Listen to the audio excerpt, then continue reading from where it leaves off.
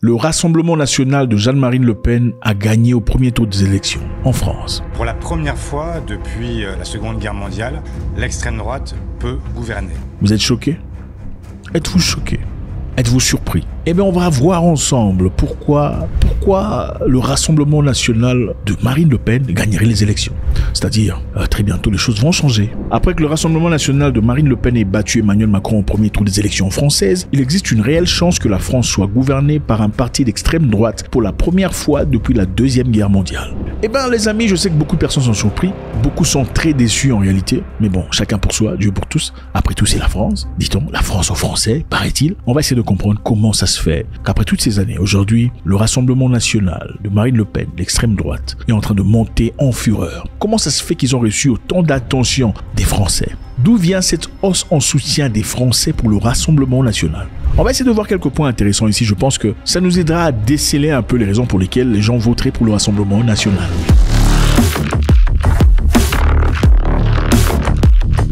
Le Rassemblement national propose d'exonérer des impôts sur les revenus des personnes âgées de moins de 30 ans. C'est-à-dire, beaucoup de personnes ne le savent peut-être pas, la France fait partie des pays les plus durs en termes de taxes et d'impôts. Je connais beaucoup de Français réussis sur le plan financier qui ont finalement décidé de quitter la France pour aller vivre ailleurs. Certains ont délocalisé leurs entreprises pour Londres pour avoir des meilleurs revenus. Donc, serait-il une bonne chose pour un Français de souche de ne pas avoir à payer des impôts quand il a moins de 30 ans? À vous de me le dire. Est-ce qu'un Français de moins de 30 ans voterait-il pour Marine Le Pen, sachant qu'il serait exonéré des impôts compte du fait qu'il ait moins de 30 ans? Faites-moi savoir ce que vous pensez.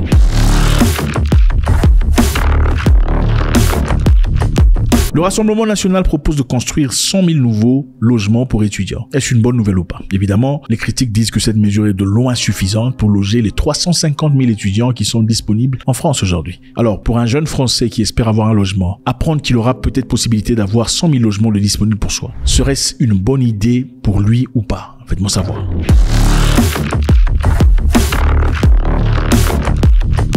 Le Rassemblement national propose de soutenir financièrement les étudiants qui travaillent, c'est-à-dire accorder évidemment de l'argent aux étudiants qui travaillent, mais tout en conditionnant cette aide à la réussite scolaire. C'est-à-dire un étudiant qui travaille et qui réussit à l'école reçoit une aide financière du gouvernement. Alors, mettez-vous à la place du Français de souche. Le jeune Marco, le jeune Patrice qui va à l'école, qui finalement, après avoir travaillé, pourrait recevoir de subventions venant du gouvernement, lui facilitant ainsi la tâche financière. Serait-ce une bonne idée pour lui ou pas? On essaie de voir ici, de comprendre pourquoi les Français sont en train de voter pour l'extrême droite. C'est-à-dire, il doit y avoir une fatigue frénétique. Les gens en ont marre de quelque chose. Parce que très peu de personnes s'y attendaient. On va continuer et voir quelles sont les raisons pour lesquelles ont-ils raison de voter pour le Rassemblement national de Jean-Marie Le Pen ou pas. On continue.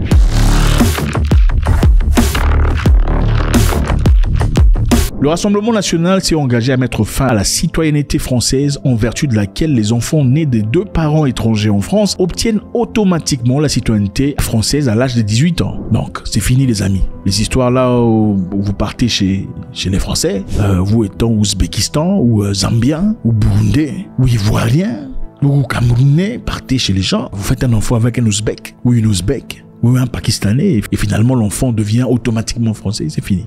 Fini.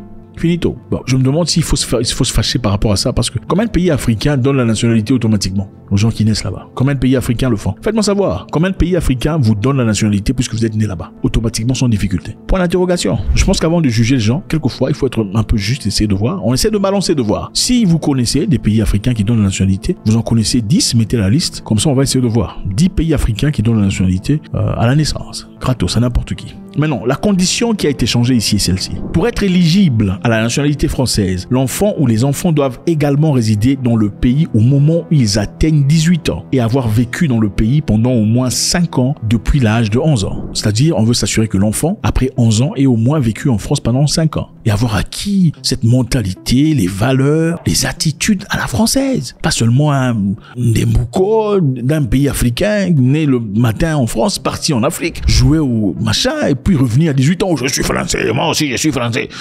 Bon, pour faciliter quelle tâche? Alors les Français veulent s'assurer qu'on soit vraiment français, pas seulement français sur papier. Est-ce une bonne idée ou pas? Et si on se met à la place du français de son pays?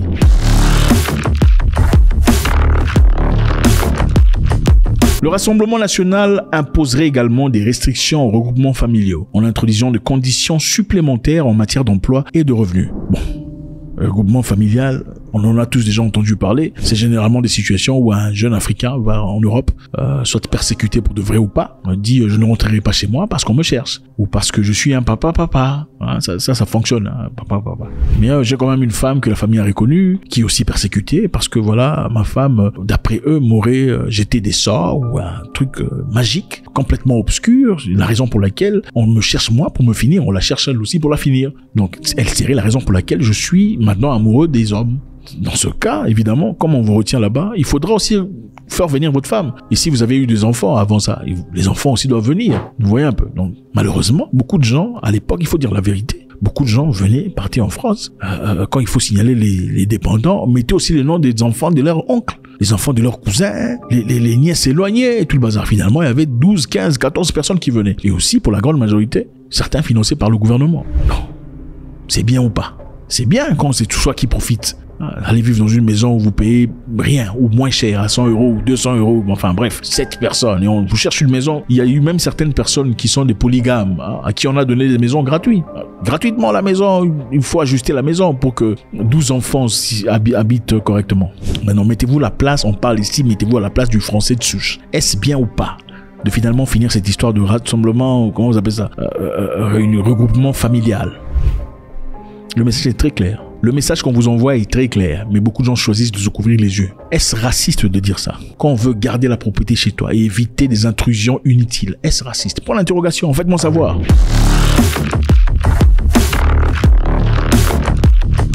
Le Rassemblement a dévoilé séparément un plan visant à réduire l'accès aux services médicaux pour immigrés illégaux aux seules urgences, c'est-à-dire les services médicaux seront réservés pour les Français. Les illégaux recevront des services médicaux seulement en cas d'urgence. Donc si tu as un accident de voiture, tu connais des difficultés telles que ça, on te tire dessus ou machin histoire, là peut-être les services te prendront gratos. Mais en ce qui concerne le reste, c'est pour les Français d'abord. Alors, ça c'est bien pour les Français ou pas? C'est vrai que c'est bien pour n'importe qui irait en France, mais est-ce que c'est bien pour les Français ou pas? Faites-moi savoir.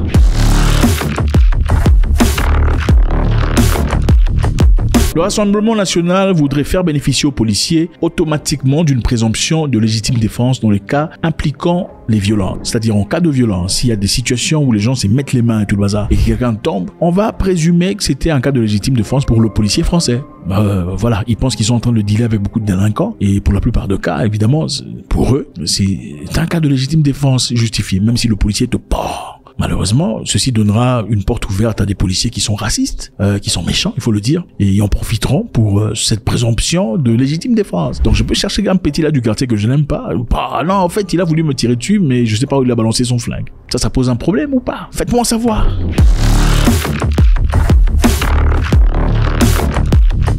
Pour le Rassemblement national, il y aura une limitation. On interdira aux binationaux d'occuper des emplois dans des postes stratégiques sensibles, comme la défense, l'armée, ce qui serait réservé uniquement aux Français. Les opposants politiques n'ont pas aimé, évidemment, ils ont dit c'est discriminatoire. Mais bon, la question qui se pose ici, c'est quand vous êtes dans un pays, vous limitez l'accès aux études du pays, aux informations sensibles, aux Français, enfin aux enfants du pays, ou vous disponibilisez ça aussi à une personne qui est binationale, qui a 2 passeports. Bon, prenons ministère de sécurité, ministère de défense, renseignement du pays, présidence de la République. Ce sera préférable qu'on donne aux enfants du pays ou à ceux qui ont toute double nationalité. S'ils ont double nationalité, comment pouvons-nous savoir que cette personne est vraiment fidèle ou loyale à notre pays et pas à l'autre pays? Comment peut-on le savoir? Et comment peut-on savoir, est-ce que vous pensez que cette personne qui a 2 nationalités dit à l'autre pays que je suis loyal à vous ou je ne suis pas loyal à vous? Non, il dit pas. C'est secret pour lui. Seul lui sait à qui il est loyal. Donc pour éviter cela, il trouve qu'il serait mieux de laisser des places stratégiques aux Français. Alors, est-ce que ceci est bien pour le Français ou pas? Pensez-vous que ceci encouragerait le Français de voter pour le Rassemblement national ou pas? Faites-moi savoir.